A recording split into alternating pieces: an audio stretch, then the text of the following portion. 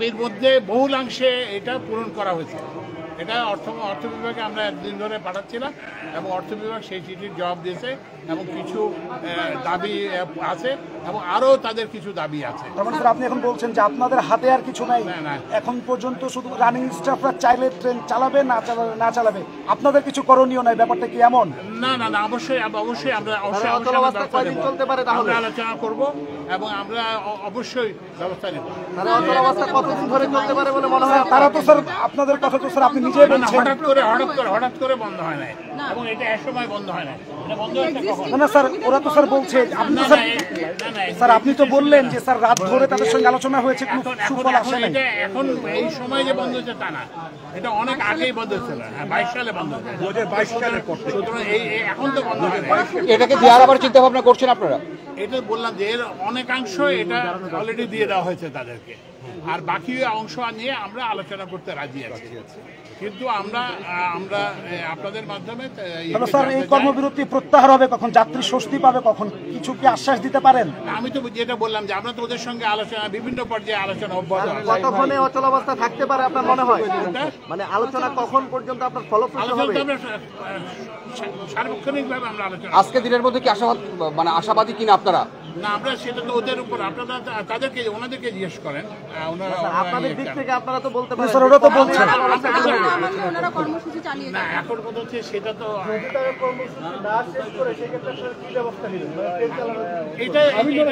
এখন বলা মুশকিল, কিন্তু আমরা এটা নিয়ে আলোচনা করে আমরা ব্যবস্থা নেব, কারণ এখানে সবাই জড়িত আছে, রাজনৈতিক দলগুলোর। স্যার ওরা এখন বলছেন তারা প্রজ্ঞাপনটা আগের প্রজ্ঞাপন বাতিল চাই, নতুন প্রজ্ঞাপন চাই, এই ছাড়া তারা আর আলোচনায় যেতে রাজি না। এখন আপনারা কি করবেন? আমরা তো তবু আলোচনা চালিয়ে যাবো। জিনিসটা বুঝতে হবে, এটা রেল বিভাগের হাতে না, এটা হচ্ছে অর্থ বিভাগের হাতে। আমরা অলরেডি অর্থ বিভাগের সাথে এটা নিয়ে তুলেছি এবং অর্থ বিভাগ এটার অনেকাংশে এটা পূরণ করে দিয়েছে এবং দরকার হলে আমরা বাকিটা তাদের সঙ্গে আবার করবো এবং এটা নিয়ে আলোচনা হতে পারে। কিন্তু এটা যদি রেল বন্ধ করতে পারে, রেল বন্ধ করা তো রেল তো কারো ব্যক্তিগত সম্পত্তি না, রেল তো বন্ধ করার কারণ রেলের তো অসুবিধা কার হচ্ছে? অসুবিধা হচ্ছে সরকারের না, অসুবিধা হচ্ছে যাত্রী সাধারণ। স্যার কোনো সমাধান ছাড়াই এখনো আলোচনা চলমান। বিআরটিসির ফলে অর্থাৎ এটি আরো লেন্দি হতে পারে, বিআরটিসি কে এই কারণে দিলেন? বিআরটিসি এই জন্যই দেওয়া হয়েছে যে যাত্রীদের ইমিডিয়েট রিলিফ, যাতে কেউ একজন আসছেন উনি যাতে অসুবিধায় না পারেন, উনি যাতে তার গন্তব্যে যেতে পারেন। কারণ এই যে ছেলে মেয়ে বা বাচ্চা নিয়ে যারা আসছেন তারা যাতে রাস্তা যেতে অসুবিধা না করে সেই জন্য এটা করা। কিন্তু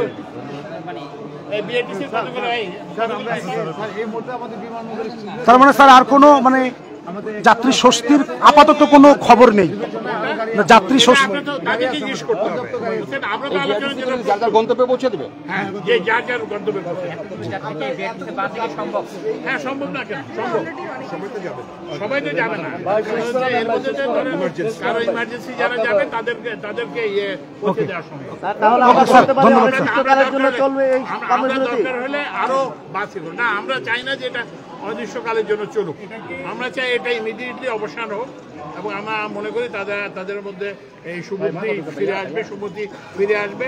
তারা যাত্রী সাধারণের অসুবিধার কথা বিবেচনা করে এবং সামনে ইজতেমা আছে, যাত্রী সাধারণের অসুবিধার কথা বিবেচনা করে তারা আলোচনা ফিরে আসবে।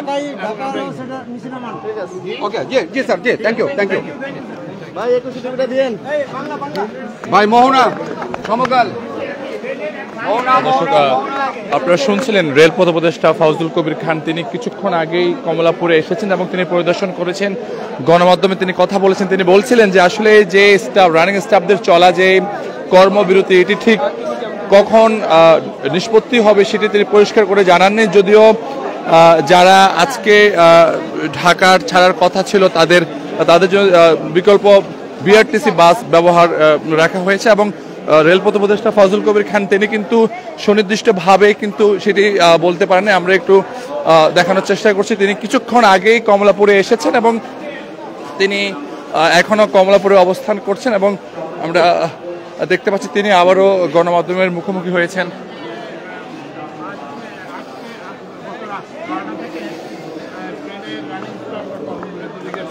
এর ফলে ট্রেন চলাচল করতেছে না। গতকাল রাত পর্যন্ত আমরা তাদের সঙ্গে আলাপ করছিলাম। শুধু আমরা নয়, রেলের কর্মকর্তারা আলাপ করছেন, তারপরে হচ্ছে যে রাজনৈতিক দলের শ্রমিক সংগঠনের লোকজন আলাপ করছে, আইন শৃঙ্খলা বাহিনীর লোকজন আলাপ করছে। তারা 10টা পর্যন্ত আমাদেরকে জানানো হয়েছিল যে তারা কর্মবিরতি করবেন না এবং আলোচনা করবেন। তো কিন্তু পরে দেখা গেল যে শেষে আরো অনেক রাতে জানা হলো, 12টা-1টার দিকে জানা হলো যে না, তারা কর্মবিরতি যে কর্মসূচি দিয়েছে সেটা থেকে ফিরে আসবে না। তো এইটা জানার পরে এটা জানার সাথে সাথে আমরা কি বলে যে আচ্ছা, এখন তাদের দাবির ব্যাপারে যেটা, তাদের তো মূল এটা হচ্ছে দাবি। তাদের দাবিগুলো নিয়ে আমরা রেলপথ মন্ত্রণালয় থেকে অর্থ বিভাগের সঙ্গে আলাপ করেছি এবং অর্থ বিভাগ এটা বহুলাংশেই এটা পূরণ করে দিয়েছেন। এত সত্ত্বেও যে তারা যে কর্মবিরতি রাখছেন এটা কিন্তু খুবই দুঃখজনক এবং এটাতে তো অসুবিধা তো হচ্ছে যাত্রী সাধারণের। তা আমরা আশা করি তাদের যাত্রী সাধারণের এই অসুবিধার কথা বিবেচনা করে তারা কর্মবিরতি অবিলম্বে প্রত্যাহার করবেন এবং আলোচনায় যোগ দেবেন। আর এর মধ্যে আমরা যেটা করছি সেটা হচ্ছে যে স্কলে আপনারা দেখছেন, টিভির স্কলে আমরা জানিয়ে দিয়েছি যে এই পরিস্থিতি এবং যারা এখানে আছেন তাদের জন্য আমরা বিআরটিসি বাসের ব্যবস্থা করছি। বিআরটিসি বাস রেলের টিকিটে, রেলের ভাড়ায় তারা তাদেরকে তাদের গন্তব্যে নিয়ে যাবে। অর্থ বিভাগ কি বলছে? এরা তো 2022 সাল থেকে আপনারা অর্থ বিভাগে চিঠি দিয়েছেন। না 2022 সাল না, আমরা তো এসেছি এই সালে থেকে তারা আন্দোলন করতে যাই। আপনারা অর্থ বিভাগের সাথে কি কথা বলেন? আমরা অর্থ বিভাগকে বলছিলাম যে তাদের রানিং স্টাফ এরা এই দাবি জানাচ্ছে, তারা না হলে কর্মবিরতির কথা বলবে। তারপরে অর্থ বিভাগ এটা পর্যালোচনা করেছে, পর্যালোচনা করে সামগ্রিক, কারণ এই জাতীয় দাবি আরো অনেক সংগঠনের আছে, সবকিছু বিবেচনা করে যেটুকু তারা অ্যাকোমোডেট করতে দেওয়া সম্ভব সেটা তারা দিয়ে দিয়েছেন অলরেডি। কিন্তু সমস্যাটা হয়েছে এর আগেও 2 মাস আগে কন্ট্রোলাররা যারা পরিচালনা করেন, অপারেটর, ওনারা একটা ধর্মঘট করেছিলেন, সেম ধর্মঘট, এবং ওই সময় ব্যাপক দুর্ভোগ হয়েছিল আপনাদের আমলে, এই সরকারের আমলে। এখন আবার এই চালকরা করছেন। এইটার সুরাহা কি সর্বোচ্চ ধর্মঘটে এসেই ঠেকবে নাকি এর আগে তারা আসলে অন্য ওয়েতে বা আপনাদের পক্ষ থেকে সেটার যৌক্তিক সমাধান সম্ভব? না, আমাদের তো যৌক্তিক সমাধানের জন্য আমরা সার্বক্ষণিকভাবে চেষ্টা করছি। আপনাকে বললাম না যে আমরা তো অর্থ বিভাগে তাদের দাবিগুলো নিয়ে গেছি এবং সেই দাবিগুলো তো অর্থ বিভাগ তো যে কোনো কিছু বলে নাই তা তো না, যে অর্থ বিভাগ এটা পড়ে আছে তা তো না। অর্থ বিভাগ থেকে একটা সিদ্ধান্ত জানানো হয়েছে এবং দাবিগুলি বহুলাংশে পূরণ করা হয়েছে। তো এটা তো দুর্ভাগ্যজনক। এটা তো আপনারা তাদেরকে জিজ্ঞেস করবে, সেই প্রশ্নের জবাব তো আমরা দিতে পারবো না, কারণ এটা তো অসুবিধা হচ্ছে যাত্রী সাধারণের। তারা যেটি বলছেন যে 2022 সাল থেকে তারা আন্দোলন করতে, রেল মন্ত্রণালয় থেকে কয়েক দফা অর্থ বিভাগের সাথে যোগাযোগ, কিন্তু এইবারই প্রথমবারের মতো এটা অর্জন করা হয়েছে। ওদের দাবি বহুলাংশে এইবারই পাওয়া গেছে, এতদিন কিন্তু পাওয়া যায় না। এবং এই জন্য আমরা আমি ব্যক্তিগতভাবে অর্থ উপদেষ্টার সঙ্গে যোগাযোগ করেছি, তারপর অর্থ সচিবের সাথে যোগাযোগ করে এইটুকু করা হয়েছে। তা আমাদের ধারণা ছিল তারা আমাদের যে আন্তরিক যে প্রচেষ্টা এটাকে তারা বুঝতে পারবেন এবং যাত্রী সাধারণকে করবেন না। আমার কথা যে যাই করেন, আলোচনা করেন, যত কিছুই হতে পারে, কিন্তু যাত্রীদেরকে তো জিম্মি করা যাবে না। যাত্রীদের যখন অপরাধ শোনেন, এখন আমি বলি দাবি যৌক্তিক কিনা অযৌক্তিক সেটা হচ্ছে কি যে এটা সরকারের সামগ্রিক যে আর্থিক কাঠামো সেটার সঙ্গে তো মিলাতে হবে। এই জাতীয় তো দাবি অনেক প্রতিষ্ঠানে আছে, তো আপনি একটা প্রতিষ্ঠানকে দিবেন আরেকটা প্রতিষ্ঠানকে দিবেন এটা না, তারা এটা পরীক্ষা করে যেটুকু ওরা করতে পারে সেটুকু তো ওরা করেই দিচ্ছে। আর সম্ভব না না, আর সম্ভব না তো আমি বললাম, এটা তো আলোচনা হতে পারে, কিন্তু আমাদের যেটা মূল সেটা হচ্ছে যে ট্রেন তো বন্ধ থাকতে পারে না, কারণ ট্রেন বন্ধ করে তো দাবি হবে না, বুঝছেন না? এই যে যেটুকু আমরা করছি এটাকে ট্রেন বন্ধ করে হয়েছে? ট্রেন বন্ধ করে তো হয় না, ট্রেন বন্ধ না করেই তো এইটুকু অর্জন হয়েছে। তাহলে জি বলেন, এখন আসলে সমাধানটা আপনি ওনাদেরকে জিজ্ঞেস করেন। আমরা তো ওনাদের সাথে আলোচনার জন্য প্রস্তুত, ওনারা আসুন, আমরা গতকালকেও বলেছি আসুক, আলোচনা করুক, তারপরে আমরা এরপরে আবার দরকার হলে আবার আমরা অর্থ বিভাগে যাব, ঠিক আছে, এবং এটা সুরাহা করার চেষ্টা করবো। আপনাকে ধন্যবাদ, বিআরটিসির সেবা ব্যবস্থা করার জন্য ধন্যবাদ। যোগাযোগ হয়েছে, বলেন কি সেই পরিমাণ সেবা দিতে পারবেন বিআরটিসি? যেটা ধন্যবাদ আপনাকে, এটা নজির করলেন। না, বিআরটিসির সেবাটা হচ্ছে এটা কোনো তো রেলের বিকল্প হিসেবে আমরা এটা করি নাই। আমরা এটা করছি যে মানুষ যে আসবে, স্টেশনে আসবে, এসে দেখবে যে উনি যেতে পারছেন না, ব্যাগ ট্যাগ নিয়ে আসবেন, তাদের যাতে এই অসুবিধাটা না হয় সেজন্যই আমরা এই ব্যবস্থা করছি। এবং এইটা সুবিধা করার জন্য আমরা এমনও বলেছি যে ট্রেনের টিকিট দিয়ে ওখানে যাওয়া যাবে, মানে বিআরটিসির আলাদা টিকিট করতে হবে না, এবং ট্রেনের যে ভাড়া সেই ভাড়াতেই তারা যেতে পারবেন, তাদের যদি টিকিট না কিনে থাকেন সেই ভাড়াতেই নিয়ে যাবেন এবং সেখানে তারা নিয়ে যাবে। আপনি যে পরিদর্শনে এলেন ওনাদের সঙ্গে কি আলোচনা হয়েছে বা কোনো যোগাযোগ হয়েছে, কথা হচ্ছে? না ওই যে আমি তো এখানে আসছি মেইনলি, আমাদের তো মেইন এটা হচ্ছে যাত্রীদের কি অবস্থা। আমাদের তো হচ্ছে গিয়ে সরকারের তো মেইন দায়িত্ব কার প্রতি? সরকার তো মেইন দায়িত্ব হচ্ছে যাত্রীদের প্রতি। কথা বলতে হবে রানিং স্টাফদের সাথে, তারা যদি কাজে না ফেরে তাহলে না শোনেন আপনি কথা, না শোনেন কথা তো আমরা বলতে রেডি, ওনারা আসতে হবে তো, ওনারা যদি না আসেন কিভাবে কথা হবে? এবং এটা ছাড়াও কিন্তু আমরা, তারা যেহেতু আসছেন না, আমরা রেলের কর্মচারীদেরকে তাদের কাছে, রেলের অফিসারদেরকে তাদের কাছে পাঠিয়েছি। তারপরে বিভিন্ন সরকারি বিভিন্ন এজেন্সি, তারপরে রাজনৈতিক দলের তাদের সবাইকে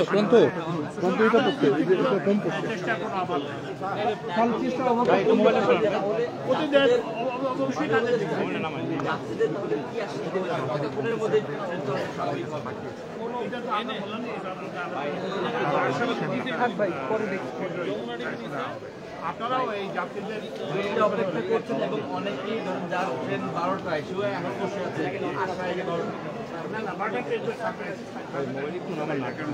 আলোচনা চলতেছে, এরপরে এই জন্য আমরা পুরো রিফান্ড। আমার আশ্বাসটা কি দিবেন স্যার যাত্রীদের উদ্দেশ্যে? কখন চলবে? আমি অনলাইনে টিকিট কাটছিলাম 24 তারিখে স্যার, তো 12টায় টিকিট কাটছি, এখন তারা বলছে আপনাদের অর্ধেক এখন আমরা মানে টিকিটের মূল্য দিব। অর্ধেক কে দেবে? 5 নম্বর কাউন্টারে না পূর্ণ মূল্য দেওয়া হবে। না আমরা গিয়েছিলাম স্যার। আপনি আসেন, আমি যাচ্ছি, চলেন পূর্ণ মূল্য দেওয়া হবে।